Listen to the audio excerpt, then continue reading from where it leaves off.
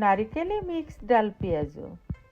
Mix ডাল দিয়ে এই নারকেলি পেঁয়াজুটা খেতে অসাধারণ মজা। একবার যদি এটা করে কাউকে খাওয়াতে পারেন, তারা আপনার ফিদা হয়ে যাবে ইনশাআল্লাহ। হ্যালো এভরিওয়ান, আসসালামু আলাইকুম, welcome back to my channel. এখানে আমি মিক্স ডাল ভিজিয়ে রেখে ব্লেন্ডার করে নিয়েছি। আর এভাবে করে আধা ভাঙ্গা করে নিতে হবে, একেবারে পুরো মিক্স করা যাবে না। আর দিয়ে দিলাম কিছুটা সুজি, 1 কাপ সুজি দিয়ে দিলাম, আপনারা চালের গুঁড়ো দিতে পারেন একটু। আর দিয়ে দিলাম ড্রাই কোকোনাট, আপনারা ফ্রেশ কোকোনাটও দিতে পারেন নারকেল কুড়িয়ে।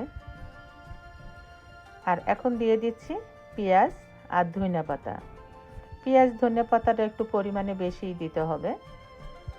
আর পেঁয়াজুতে বেশি পেঁয়াজ না হলে সেই পেঁয়াজুটা খেতে মজাই হয় না। আর সবসময় খেয়াল করবেন পেঁয়াজটা একটু লম্বা লম্বা করে কেটে নেবেন, কুচি করবেন না। আর আমি এইটা আজকে কাঁচামরিচ না, বোম্বাই মরিচ দিয়ে করব। আপনারা কাঁচামরিচ দিয়ে দিতে পারেন, বাট বোম্বাই মরিচ দিয়ে করলে এটার মজাটা অন্যরকম হয়।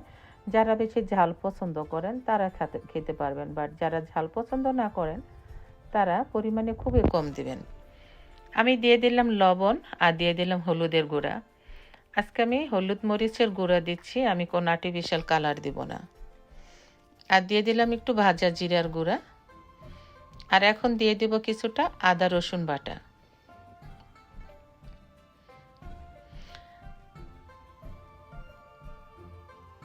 এখন সব কিছু আমি অফ ক্যামেরায় ভালো করে হাত দিয়ে মিক্স করে নিয়েছি। এখন এটা কিছুক্ষণের জন্য রেস্টে রেখে দেব। আর আমি এখানে মুসুরির ডাল, মটরের ডাল, মুগ ডাল নিয়ে নিয়েছি। আপনারা আরও যে কোনো ডাল ইউজ করতে পারেন, যেহেতু এটা মিক্স ডাল দিয়ে করেছি।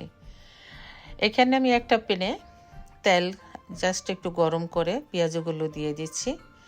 একেবারে পুরোটা তেল বেশি গরম করে পেঁয়াজটা দিতে দিবেন না, তাহলে পেঁয়াজটা উপর দিয়ে পুড়ে যাবে, কালারটা নষ্ট হয়ে যাবে। আমি একে একে করে সবগুলো পেঁয়াজ দিয়ে দিচ্ছি। এই পেঁয়াজগুলো একটু পাতলা পাতলা করে মিডিয়াম সাইজ করে নেবেন, বেশি বড়ও করবেন না, আবার একেবারে মোটাও করতে যাবেন না।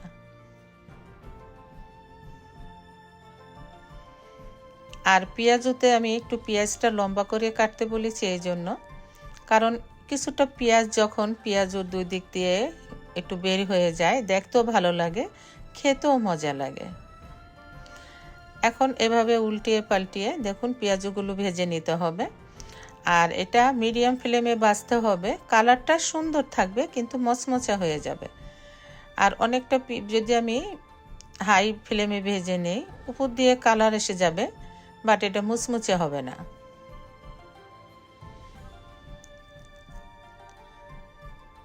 আর এভাবে যদি আপনারা নারকেলি পেঁয়াজুটা তৈরি করে, সামনে রমজান আসতেছে, সবাইকে খাওয়াতে পারেন, সবাই আর আপনার নর্মাল পেঁয়াজু খেতে চাইবে না। এটা খুবই মজা হয় খেতে, আলহামদুলিল্লাহ।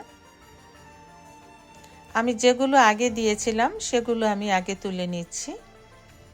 আর দেখুন পেঁয়াজুর কালারটা কত সুন্দর হয়েছে, বাট খুবই মচমচে হয়েছে। আমি এভাবে করে আরও সবগুলো পেঁয়াজু ভেজে নিচ্ছি।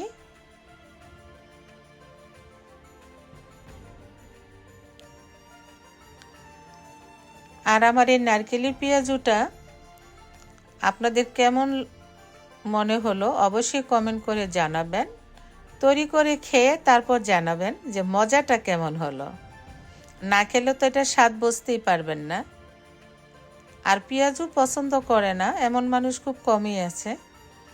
আমরা পেঁয়াজু খেতে কোনো আমার অকেশন লাগে না, আমার যখন মন চায় আমি তৈরি করে নিই।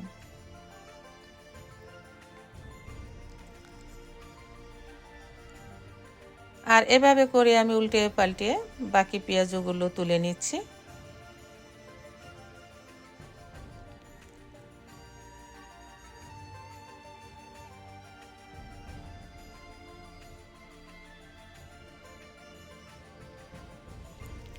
এই তো আমি সবগুলো পেঁয়াজু ভেজে নিয়েছি।